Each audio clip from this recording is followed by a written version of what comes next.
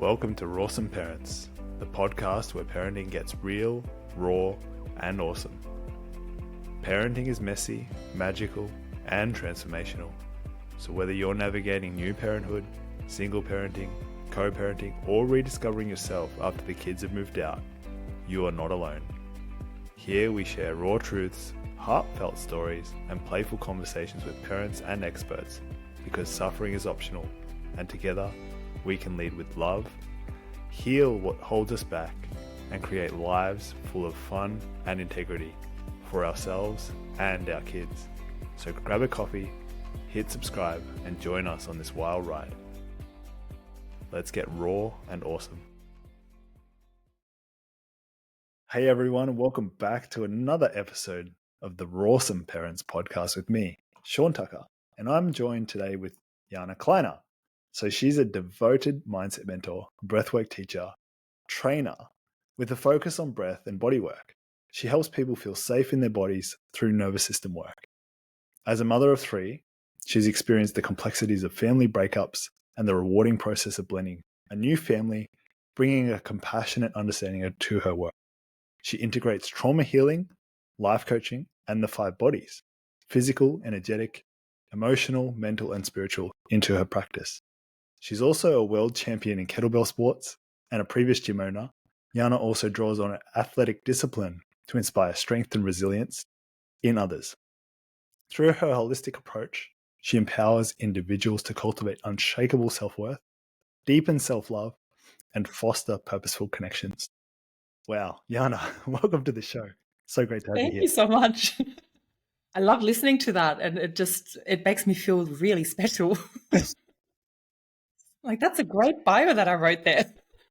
Well done. Honestly, I'd love to start at really the end. Well, not really the end. It's not the end.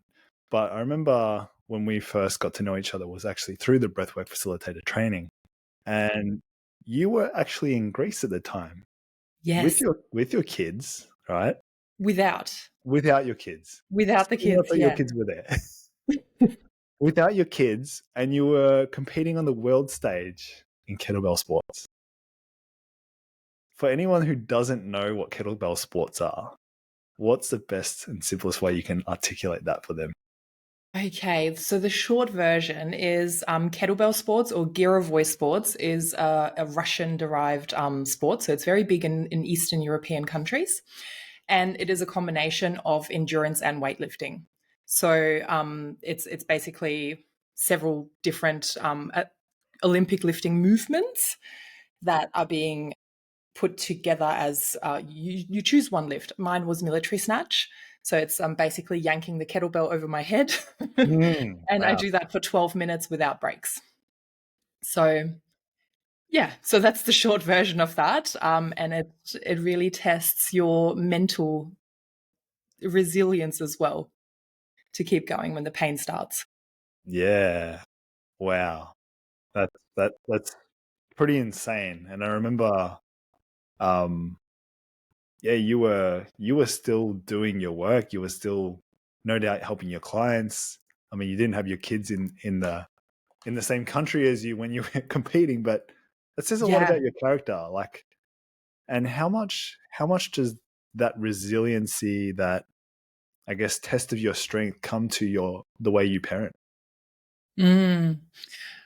That's a really interesting question, because the way I see myself, I actually don't see myself as a very calm and resilient mum, even though I'm teaching this kind of stuff. But I guess it's because I know where my weaknesses are, so I aim to help others not feel the same. I think, well, resilience in parenting for me really comes back to the trauma that we've experienced as a family and the trauma that my children have experienced, and being resilient in terms of doing whatever it takes to support them, even if it is hard, and to never stop and never give up.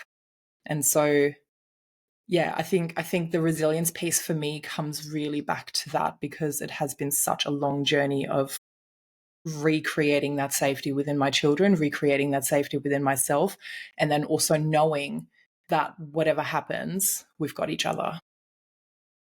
That's, I guess, the significance of family, right? In so many ways. And I would totally resonate on that. The family bond is something that's so deeply ingrained that if you try and break away from it, it'll pull you back into it, Yeah. which can be both a blessing and a curse at the same time, depending on how your relationship is with your family, right? But resiliency, what's your take? And like, I think you just summed it up there, is the ability to just carry on. You get up when you get knocked down and just keep going towards where you want to go. Yeah, exactly. And I was actually just reflecting on that today because there's the frustration that we experience when we're learning new things. And I was thinking about, new clients trying out kettlebells for the first time. Even when I used to teach animal flow, I don't know if that Yes, rings I a know bell at all. animal Yeah, flow. animal flow. Yeah. Yeah, awesome. So it's very, very brainy, very mentally taxing because you have to learn so many complex movements all at the same time, and then your body moving through that. Same with people learning how to meditate and how to be present. It comes with an insane frustration of trying something new and being able to sit in that frustration for longer builds that resilience. So every time we try something new and every time we challenge ourselves, there's that little voice in the back of our mind that goes, "Oh, if you just wouldn't do it, it wouldn't be so hard." and and that is not how you build resilience if you stop. But continuing to keep going and continuing to just challenge yourself in that process allows you to learn more, to then become stronger and be able to, it's almost like stretching a rubber band and just stretching it and holding that tension for a little bit longer. Yeah. That really is resilience, that holding of that tension. And how important do you think it is for kids these days to learn that it's, I wouldn't even call it a skill necessarily. It's almost like a willingness. It's almost like a mindset, but it's so much deeper than that. It's almost like Yeah. a test of your spirit. Yeah. Yeah. And in today's day and age, I guess kids have access to everything straight away. There's that constant ability to, watch whatever you want whenever you want, talk to whoever you want whenever you want, because everyone's always available, everything is always available. So there's that lack of building that tension to get what you want. So I think it is really important for children to even do sports, learn an instrument, do art, like whatever it is that they're interested in, to foster that and to have them fail at the things that they really love doing and watching them keeping going anyway. So I think, yeah, it's failure. It's learning to be in failure. And I know that my kids don't really like that.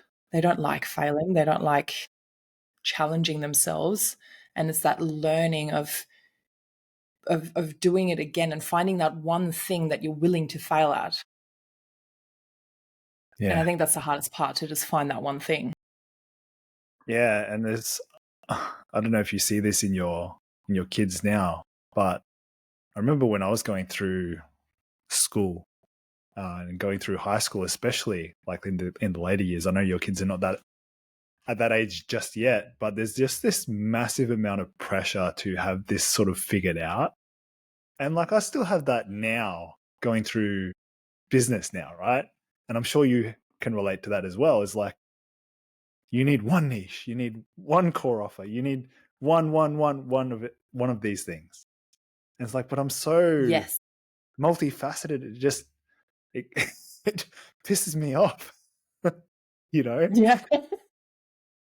it's like, why just Yes. one thing? And Yeah. I think it's the mastery of one thing, because when you become a master at one thing, it is easier to have people see you as that and to become the authority in that field. And you can also be a master of multidimensional work. So for me, I work in personal training and kettlebell sports, and then I work with nervous system regulation, breath work, and massage, and then I do coaching. And all of those things, they can be put together as one product. And I've thought about it a few times to just go, okay, why don't I just make it one thing? But I don't want to. I want clients to have the opportunity to go, no, I just want to do kettlebell training and I just want to come and have a massage every now and then. And I'm okay with that because they can go and train with someone else and get a massage with me. That's totally fine. If they want all of it, great. Then we can dive really deep into it. But I don't want to sell myself as someone who has only that one thing where you get everything. Yeah. Don't know if that makes sense, but It I makes like to total have the sense. variety myself. I get bored if I do the same thing every day. So I like to do, some personal training and some parenting and some cooking and some housework, and then some massages in between and some coaching clients and podcasts and things to just keep it alive for me so that I don't feel like I'm just stuck in the same rhythm every day. Well, they say variety is the spice of life.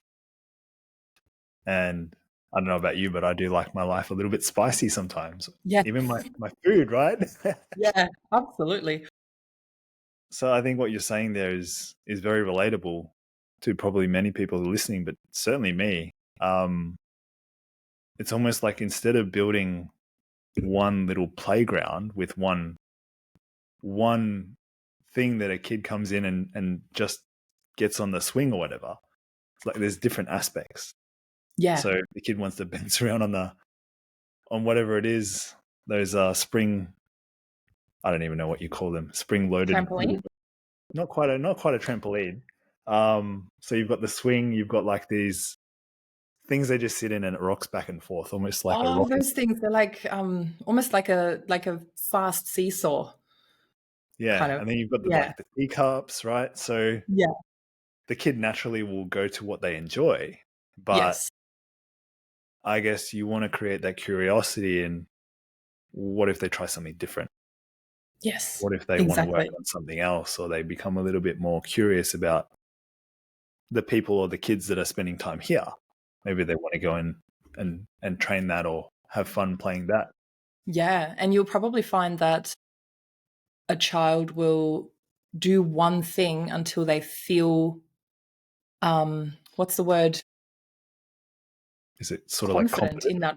Yeah, competent, until they feel competent in that one thing, and then they move on to the next thing. And that's why kids just do the same thing over and over and over again, much to our dismay and challenge, because we have to watch it again and again and again. And it's them learning to feel safe in that one thing. And once they feel safe and once they create that safety within themselves, they can then move on to the next thing. And they can then go, okay, I've mastered that. Now I can move on to the next thing. And even though they're not the best at going down the slide, they feel like they're a master of it in their own body. Yeah, So, and that's for us adults the same. We can only go as far as we feel safe. And that's why I'm so passionate about working with the nervous system and about bringing that safety piece in for yourself. So when you learn something new, as much as you experience the frustration and as much as you have the feeling that you'll never get past that, you have the opportunity to build that safety within that and to feel competent to then move on to the next thing. And it's yeah. just so important to be frustrated.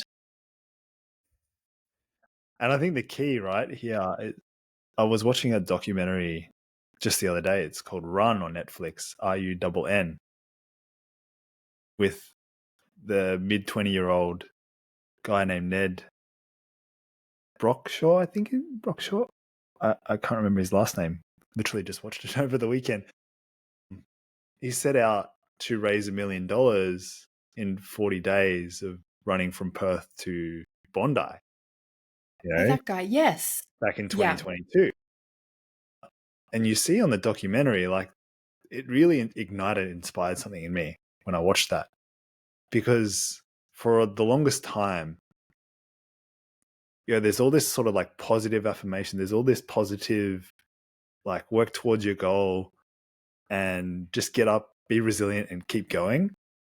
But there's not a Mm. lot of like accepting where you are. If you're angry, like, show some of that energy, right? If Yes. you're on that path and you're frustrated, your body doesn't want to go, but your vision is bolder than who you are right now.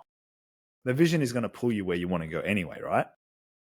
It's just a matter of processing and letting that emotion come out so you can move that next foot in front of the other one and keep going towards where you want to go. Yeah. And taking those moments to reflect and to see, where am I at? Why is it difficult? What is the challenge? What is the actual challenge? And then making those small adjustments to become better at the one thing that you're doing. And if that's parenting, or if that's, your relationship with your partner, or, anything really, working towards competing on a world stage. There's those moments where you do the same thing over and over again, and sometimes it feels hard. And sometimes there's this real challenge in it. And then it's the opportunity to go, okay, what can I change and how can I make this easier again? Where's the point where I need to just make that minor adjustment so that things become easier again? And I like what you said, sitting in that frustration, Yeah. because it's not something you have to force out of yourself to find. I think oftentimes it finds you. And I'd love for you to speak to that for a second with what you do. I mean, kettlebell sports is such a niche thing, and the military snatch, right? That's even more niche because I'm sure there are a lot of other lifts within kettlebell sports that you could choose to be a master at. Yeah. Which I'm working on. I love that. So when you've shown up in your training and you decided that the military snatch was the thing that you were going to work on, how many times did you feel like you were being pulled in different directions, but then reminded yourself that actually, no, I'm going to work on this? And how much does that play out in your, I guess, in your life, but your business, your parenting, everywhere else? Yeah. So, first of all, I didn't choose the military snatch. I was actually training towards a different lift. And I love that. um, 18 months, almost 2 years before the World Championships, I fell out of a tree. I had a 5 meter fall and I ruptured my ACL. I ruptured other ligaments on the other side. So it was very unstable through the knees. And I broke a couple of small bones in my foot.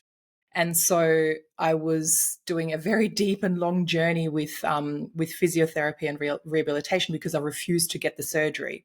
So I have no ACL on my right knee now.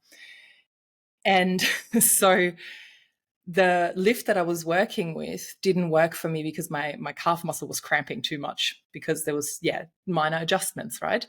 So I was like, okay, what else can I do to continue working on this journey? So then I switched the lift that was softer on the knees but harder on the hands. So I have extreme calluses on my hands, which I'm working on. Mhm. It's again, how to make it easier and how to get the hands softer so I don't overgrip the bell while I'm working with it. But then when it comes to the training, and then it's like, okay, I can do this, I can do this, I can do this. Oh, my hands hurt. I don't want to do this. Mhm. My back hurts. All of these different things that are happening when you make small mistakes during training. So when you don't do it the way it's supposed to be, and then there's those minor injuries that happen along the way. And there's always shiny objects of like, I could do that lift and I could try this. And, I mastered the military snatch sort of halfway through last year. And then I had a few months left to go to the World Championships. Yeah. And I kept lifting on the same lift. I didn't actually go off that path just to try something new because that's a shiny object. That's really just looking at, oh, what else is possible, and I just want to have some fun now. No, it's actually staying on that path. And I do that in coaching for a long time. I was in business in general. There's like a new program you can download, a new software. There's like, what if I had this and what if I did that? And so I did all of the things because they sounded so fancy in a way, and they weren't actually right for me. And so for the longest time, this has been a 10-year journey. For the longest time, I've been, going into different niches that I thought I wanted to work with, only just to come back to the origins again. And so it's like now 10 years later that I finally figured out that I can do it the old way and add the new stuff to it, but I don't have to give up on the old stuff. So coming back to training, I'm still working on military snatch, but this year, because I'm not sure if I can make it to the World Championships, just because it's all self-funded, this year I'm going to try out a few different lifts just to see what else I can do and to see, where are my edges? How far can I push this thing? And then go from there. Yeah, that's exciting. I'm actually excited for you. And it says so much about the resiliency because, there are constantly different things you can do, different things you can try. It's like you have a menu in a restaurant that has 50 items on it. It's like, what do you order? And I'm the worst at that, by the way. I was going to say, some people are really, really bad at this. I'm terrible. I generally wait until everyone has ordered and then I just spontaneously pick something because I can never decide. Yeah, and there's something about indecision is the thing that costs most people. Yeah. Yeah. And the way you do one thing is the way you do everything, right?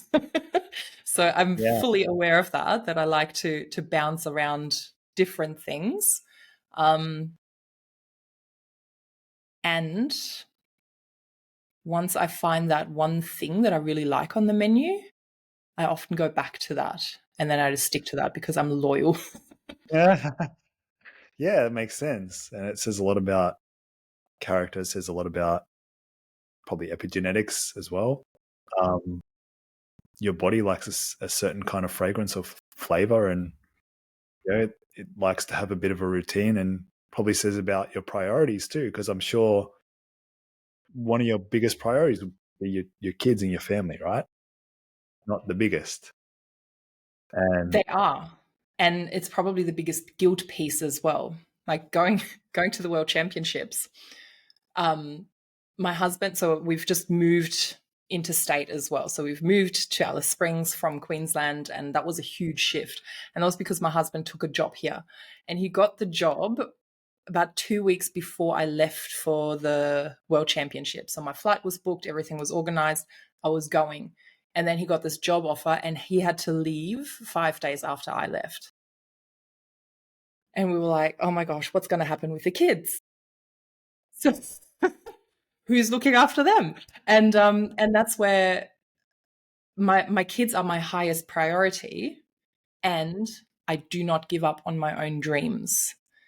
So I made it happen. I found my village. I asked friends to come and stay for a couple of nights to look after the kids, just to look after them when they come home from school. The youngest went to the grandma. And so it kind of all worked out.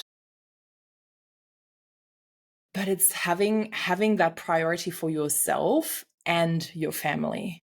But if you only put your family first, then there's a good chance that you will eventually be miserable because you gave up on your own dreams. Yeah. So it's finding that balance between the two and being like, okay, how much of me time is too much? And how much can I actually do to look after myself and what I need in this world? And I'm very lucky. I'm very fortunate. Like my son, he's 11 now. He started training with me and he's super keen to be successful. So it's really great because it's a very, again, very niche sport. So there's not many kids in it in Australia. And there's some really great success paths there for them. And it will teach him his own mental strength, physical strength, connect him with his physical body, because the more we're connected with our physical body, the more we can open up to everything else in the world. But we need to start with the actual 3D reality that we live in. Yeah. I think that's a very interesting example you're painting for your kids, because it's leadership, but done in the way that you're not saying that you are the leader. Yes. Right? It's just doing it because leaders go first. Yes. and you have to show what's possible by going first. Yeah. Because so Yeah. many And my of kids were us, so proud. They their friends wouldn't believe that his mum, like Finn especially, and he asked me to take a photo of my medal so he could send it to his friends because they wouldn't believe him. that's cool. So it was That's so really cool. sweet. They were so proud of me, and it was such a great experience to really have them be so proud of the achievements that I have done. What's the word? Yeah. Yeah. And I'm sure it like inspires something in you to keep on going as well. Yes. Because those kids they're watching, they're learning, they're Yes. now saying, how proud they are of you and sharing in different ways. But when they're Yeah. much, much younger, you don't necessarily get that direct feedback. So it is a balance, but I feel like there's only two parts of your day that you have full control over, like yourself has full control over. And that's the morning and the evening before you hit the pillow, right? You have full control over those 2 points, and the middle is the chaos where it becomes a management and a regulation of your nervous system to what life throws at you. So using those times for yourself to prepare for what it is that you really want, it's crucial, not only crucial for yourself and your growth and your dreams, but showing what's possible for your children. Yes. And I think like I'm highly competitive, and I I love that. I never thought I was, but I am.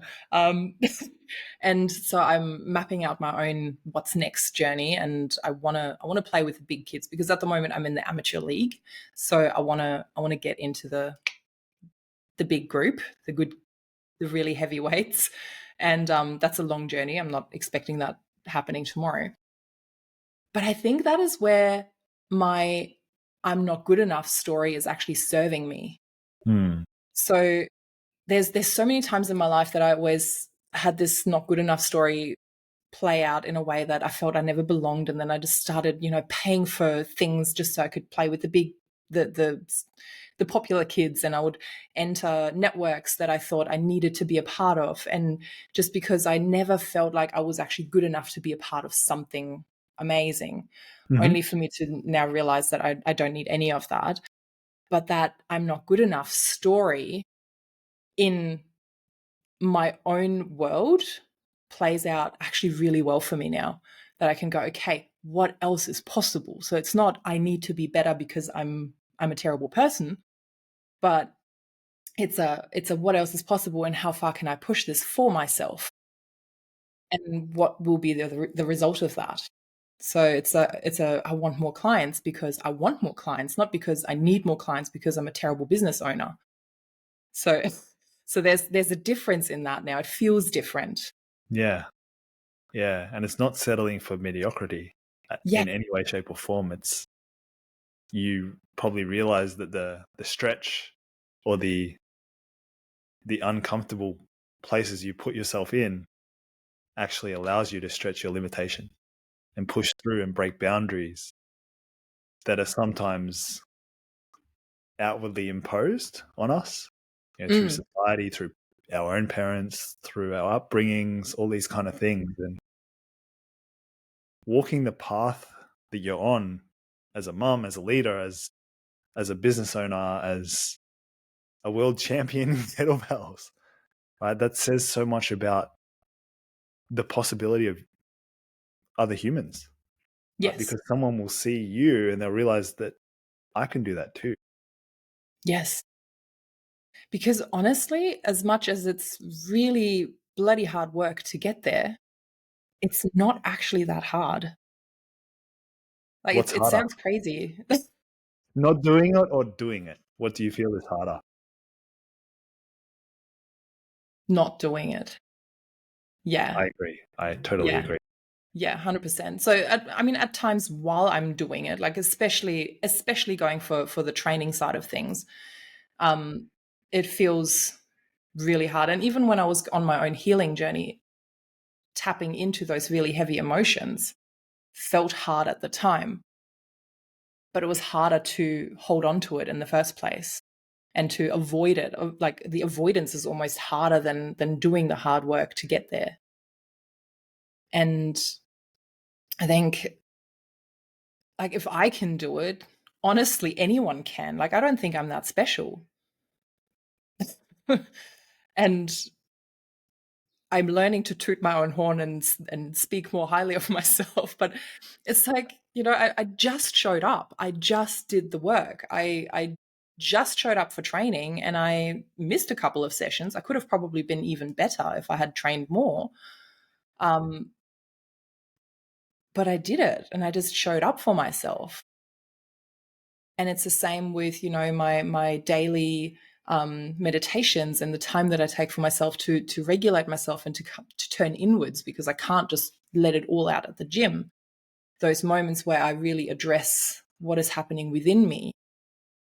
And it's just making time for it.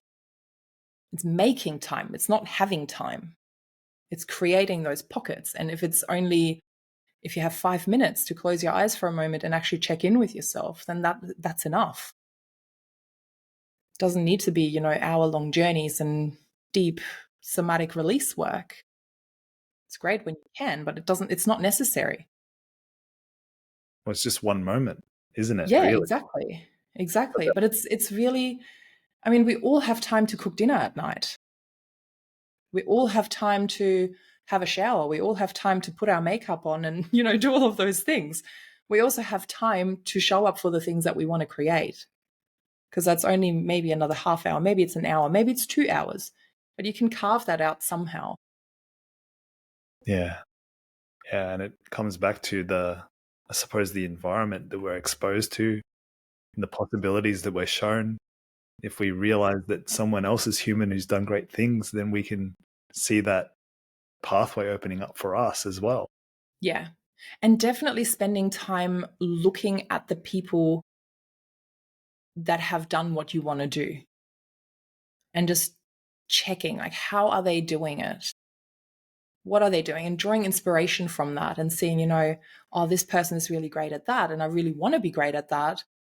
I'll just have them come up in my feed. I'll comment on their content. I'll get more of them so that I have more exposure to what I want to create, rather than wanting something but only having that internal piece happening. So I think it's so important. And that's, by either getting a coach, that's like the full commitment when you go, okay, this is what I want to do, show me how to. And then there's also the option of just being inspired by someone. Yeah. Well, there's two motivators that people usually lean in on, and that's either inspiration or desperation. They're so desperate to get away from their problem, or inspired to lead a life that someone else is living, shows a possibility within themselves. Yes. And I think sometimes it's good to have both. It is good to have both drivers, because sometimes the desperation is really powerful and strong, to drive you out of something, but it has that negative aspect to it, because it's a focus on what I don't want, rather than focusing on the positives and what is possible and what can I create with this, and where can I go. And I think it's really important to look at both in that process. Yeah. It's the difference between risk aversion and risk seeking. Yeah. Right. Where does life actually happen? Probably more on the seeking part of risk. When you're when you're hanging off a cliff, you really feel your body wanting to live. But if you're merely looking at a photograph of a mountain range, right? It's it's not the same. No. And when I fell out of that tree and my grip was loosening and I could feel myself falling, there was that real strong desire to not die. And for a moment, like, it was a really horrific fall. So it wasn't just falling straight down. It was more like falling through a pinball machine. So it went all over the place. And I don't even know if I passed out or not. I don't know. But there's not a strong desire to climb trees now. Yes. So I'm done with that for now. And that is because I'm not actually inspired by people that are climbing trees. It's not important to me. I was inspired to climb the tree because all the other cool kids were climbing it. And Makes so it sense. came from the wrong place. It wasn't that I needed it for myself. It was that I wanted to be a part of the cool group. Yeah. I feel like there's something in that tree climbing and falling out of that tree that sort of maybe woke you up as a mum. 100%. Can you speak to that 100%. for just a moment? It stopped me in my tracks, which was really important at the time because I was going too fast in the wrong direction. Hmm. And so it forced me to come back to me, and it forced me to come back to my family as well, and really be with them. And that fear that I saw in my kids when I came home, and them knowing that something really horrible could have happened, it really, I don't know, it's like, it's weird. It's almost like it brought us closer together. And for them to also see me in my vulnerability, because for the longest time I've been like this pillar of strength and, like, typical German mum who doesn't have feelings. and and because all the stuff that we went through with them, and the way I had to support them, I had to be strong. I could not crumble.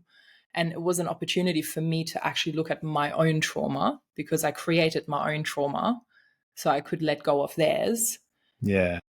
and I could show weakness and be cared for, even by my children, so that they could see that I was human. Yeah. What I take from that is like you were shielding them from stuff that you didn't want them to see or handle in their lives. But what happened in that moment where you saw them, where they realized that probably you realized that you could have died. They saw that on your face and they saw it in your eyes. And they felt like we could have not had mum come home today. Yeah. And that Which is a really letting scary go, thought. letting go of the shield that you held up to them out of fear of protecting them from something that maybe you've gone through in your life, Yeah. Yeah. allowed them Yeah. to step into their own power too. Mm. Wow. Yeah. Yeah. It was really wild, and I'm so grateful for it. As much as, I'm carrying permanent scars from it, and literally, and I even have a piece of tree stuck in my leg, and then I've got constant swelling, and I've got scar tissue that is annoying, and there's all the stuff that is going to be with me from that. But it's this moment that we had, just coming back together, and just seeing, not that we were even apart, like we Mm. were a really solid family unit even before then, but it was that in business I was going the wrong direction, with people I was going the wrong direction. It really made me focus on my sports as well, because I was like, well, I'm going to prove you all wrong. I can do this without an ACL. I can live without an ACL. I'm going to show you I can jump sideways without an ACL, and I'm just going to keep doing my physio, and I'm going to keep doing my homework. I'll show up for myself. And I did it. And then I got a gold star from the physio, as when they cleared me back for sports after I had already qualified for Worlds. So I had done all of that while I was doing my rehab work. And so it was like this wake up call for me to really just take my own direction again and do what I need to do, and let go of all this trying to be like someone else, or trying to show up like the person people wanted me to be, Mm. or even what I thought they wanted me to be. And really just coming home to myself. And I needed to feel that so deeply.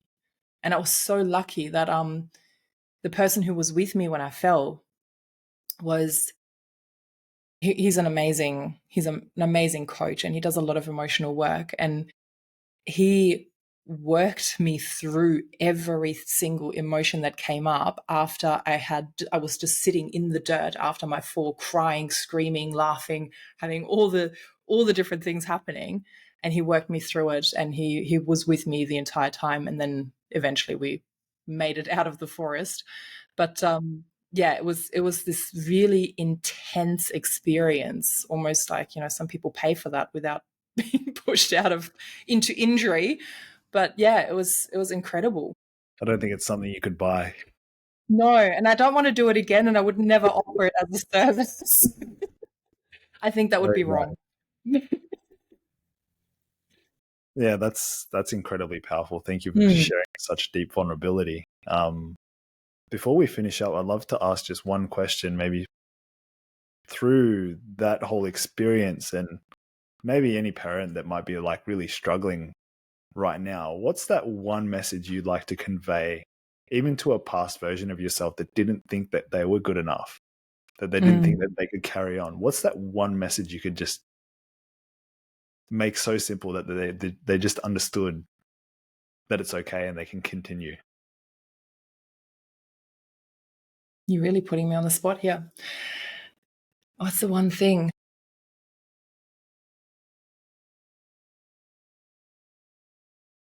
What's like an anchor, like a Mm. word anchor, or just something? I'm going completely blank, which is really interesting. It's like it's as simple as Nike, just do it. Yeah, maybe it It's is. just do it. And whatever it is that you want to do, whatever dream you have somewhere in the back of your mind that you're not even wanting to say out loud because it's just that little bit too crazy, just do it. Just back yourself and do it, Yeah, yeah, that's because you only it's get already this been one used. chance, right? Yeah, that's exactly right. You've got one chance. Yeah. And correct me if I'm wrong, but the hintergedanke, the thought that lives way, way, way, way, way, way, way back here, Intigadanke, you're not yeah. you're not ready to admit to anyone. No. Oftentimes that is the dream that's seated already in your mind that you can allow to grow and flourish if you Yeah. just accept yourself for where you are and who you are. Yeah, exactly. It's funny, that thought of I really wanted to become a world champion in kettlebell sports, and that thought originated like maybe 9 years ago when I did my first kettlebell course and I met all these people that were doing it. Hmm. I was like, I want to be like them. I want to do that. And then I just never even tried. I never even trained. I never even did that. I just wanted it. And it, like, I could have waited another 30 years and then it might have been a little bit too late to start. So, whatever is there, whatever thought there is, if you want to build a business, or if you want to have a food van, or if you want to, I don't know, go volunteer somewhere, like all of these little thoughts and ideas that we have, actually put them into reality and make it happen. Because otherwise you'll be stuck with the what ifs. Where would I be if I had done it?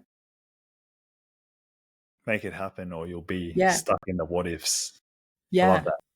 Yeah. Well, Yana, thank you so much for being here with me today. It's been a pleasure Thank you. being in conversation with you and hearing about your story and the things that you faced that's made you a better parent, a better mum, a world-class champion, and so much more. Like a very diverse human being. And I love, I feel like we could talk for hours on this podcast Yeah. alone. And we could do it again sometime. Absolutely. Absolutely. And if you do want Yana back on the podcast, please, let us know in the comments as well. If you're watching or if you're listening on Spotify or whatever podcast platform you listen through, just leave us a comment and we'll make it happen. But lastly, before we finish up, Yana, what's the best way for anyone interested to find out what you're up to, best way to connect with you, best way to work with you, what's the best way to connect with you? So my name is Janne, but it's spelled Janne. So you can find me on Instagram on the.janne.k. And that's my personal account that has pretty much everything that I do, and that's an easy way to connect. Otherwise, my business name is the Holistic Coaching Collective. So if you look that up on Instagram or Facebook, you can find me on my website. And the other option, if you're interested in kettlebell sports, you can even look up the Red Center Kettlebell Sports page and connect with me through that. But either way, personal, business, it's all the same. It's all me. So, so yeah, different ways to connect with me. And I would love to hear from you. Yeah, awesome. I'll make sure that I link Janne's social media handles all in the show notes. And yeah, if you want to connect and find out what she's up to, and let us know if you want her back on the show. Thank you, Janne, for being here. I appreciate you very Amazing. much. Thank you. And really look forward to seeing what happens in the next couple of years for you with becoming even stronger and more diverse as not only a kettlebell sports, entrepreneur. We'll see. I don't even know where it's going. So let's find out. Well, I'm keen to watch the story evolve. So once again, thank you for being here. And everyone else tuning in, look forward to seeing you in the next episode. Take care and goodbye. Thank you so much. See ya. Thank you, guys.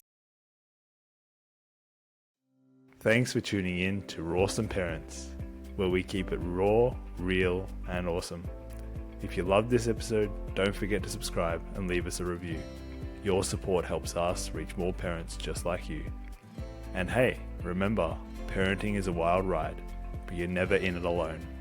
If you need more support or just want to connect, find me on social media, LinkedIn, Facebook, and Instagram at the Shaun Tucker.